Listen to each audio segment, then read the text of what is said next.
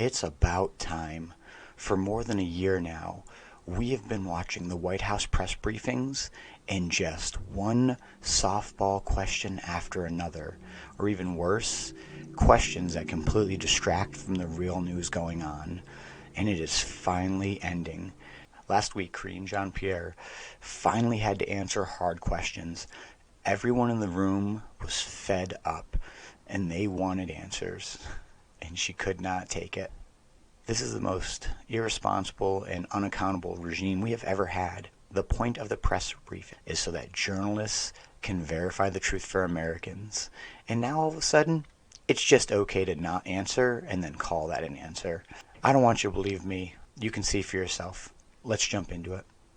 The president invited his son Hunter to the state dinner last night. I'm wondering if you could take us into the thinking and decision-making of why the president decided to invite I'm just not going to get into family discussion, personal family discussion. As you know, Hunter is his son. I'm just not going to get into it. Let me ask you this. If Hunter Biden wasn't the president's son, would he have invited someone who had just reached a plea agreement with federal prosecutors 2 days earlier? A couple of things. Again, that's his son. He's a family member. It is not uncommon for family members to attend events at the White House. You could look at past presidents. I'm sure you have. So that is not uncommon. As it relates to anything related to Hunter, I'm just not going to respond to it from here. Can I follow up on that? Okay. No, I just called in somebody. Go ahead. Yeah. So Kirby wouldn't answer James's question, though. Are you going to answer the question? It's not a reasonable question to ask where the President of the United States was involved, as this message seems to suggest, in some sort of coercive conversation for business dealings by his son. Is that something, if he wasn't, then maybe you should tell us? So here's the thing, and I appreciate the question. I believe my colleague at the White House Counsel has answered this question already, has dealt with this, has made it very clear. I just don't have anything to share outside of what my colleagues have shared, and so I would refer you to him and the DOJ. Just not going to comment from here. Text message What I can tell you is I know that my colleague has dealt with this. He addressed this at the White House Counsel. I just don't have anything else to share. I just answered the question. I just answered the question. Yes or no, was the president involved in the shakedown attempt? Stephen, I just answered the question. It's not up to you how I answer the question. I just answered the question by telling you my colleagues at the White House Counsel has dealt with this, and I would refer you to them. Go ahead. Can you just remind us what your colleague said from the White House Counsel so we have it? I would refer you to them, and they will share their statement with all of you. My question is about your statements from that podium. You've stated that the president stands by his comment from the 2020 campaign that he never once discussed his son's overseas business dealings with his son. And you stood at that podium and you reaffirmed that. Do you stand by your reaffirmation? What I will say is nothing has changed. Nothing has changed. And I will leave it there. Anything else, I will refer you to the White House Counsel. This is not a change? I just answered the question. You just asked me, does my statement change? I just told you nothing has changed. That's answering the question. Go ahead. Go ahead. The president was there 2 days Go ahead, prior. Stephen. I'm calling on your colleague right now. Go ahead. Thank you.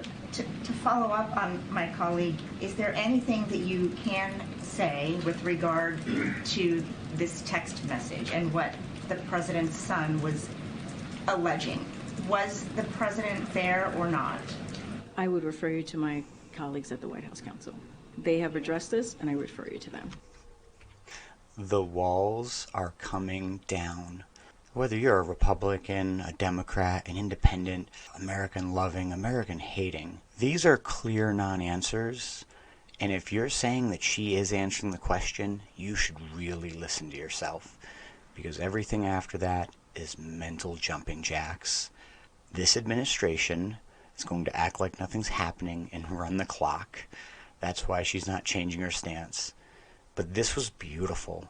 Thank you, journalism.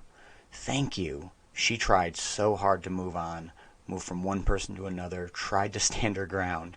However, we will not have this level of blatant hypocrisy. We can't. That's how brainwashing happens.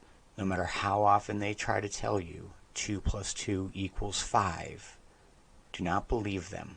Do not allow yourself to be brainwashed. When your mind is telling you something doesn't click, don't let your emotions confuse you and justify why these actions are okay. Our federal government has been stepping over the line for over 3 generations. And it's the 4th turning. And no matter who it is and how they go about trying to weaken America, there are too many of us who are interested in preserving strong men to make a great place. This isn't about America. This is about personal sovereignty. The simple fact is the Bill of Rights is the only legal framework in all of human history that actually gave the individual rights against the political class. It's going to be a real fun election year. I hope you learned something. I'm Tristan with Radically Rational Radio. Like, comment, subscribe. I'll see you in the next episode. Stay resilient.